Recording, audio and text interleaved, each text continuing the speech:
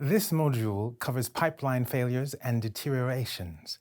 Now, we will firstly look at how to establish a record of failures and then go on to set out the various deterioration profiles in detail.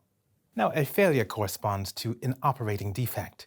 It is essential to know how to identify previous failures on the network in order to be able to anticipate future failures. The objective is to put in place a record of failures. In other words, to list in a GIS all past and current failures in order to be able to make use of this information. Now, it is consequently important to consider all of the network elements, in other words, pipelines, connections, but also valves and traps, suction devices, or fire hydrants. For each of these failures, it is important to identify all of the information which seems relevant, including the unique identifier of the asset, the date of intervention, the exact location of the failure, and the cause of the failure.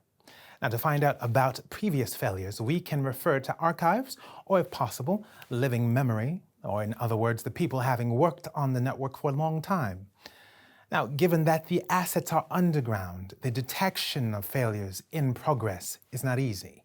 Depending on the type of soil, a leak can go completely unnoticed. Now, to detect it, visual checks must be made during maintenance operations, for example.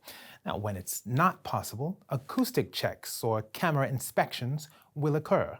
And lastly, it is also possible to check flow and pressure on particular district monitored area of the network.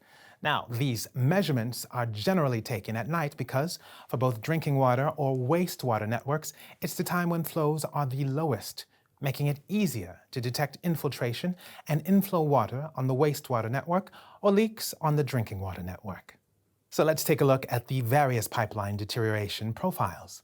Now, they are generally established based on the intrinsic characteristics of pipelines, namely the nature of the material and their size, which generally condition the type of breakage.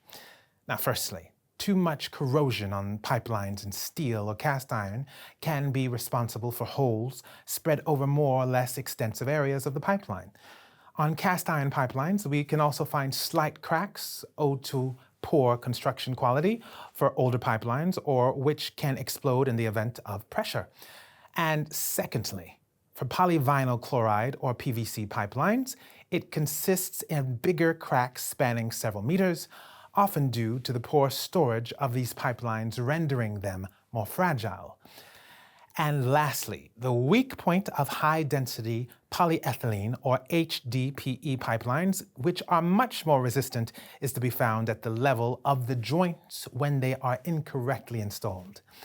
Now, in addition to these intrinsic characteristics, the laying environment, surface traffic, the quality of the water, and the pressure in the pipeline are other factors which can all contribute towards pipeline deterioration.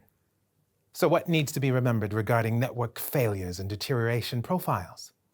A precise and continuous record of failures listing network leaks and breakages in a GIS. Pipeline deterioration profiles must be determined according to the intrinsic characteristics of pipelines and the environment in which they evolve.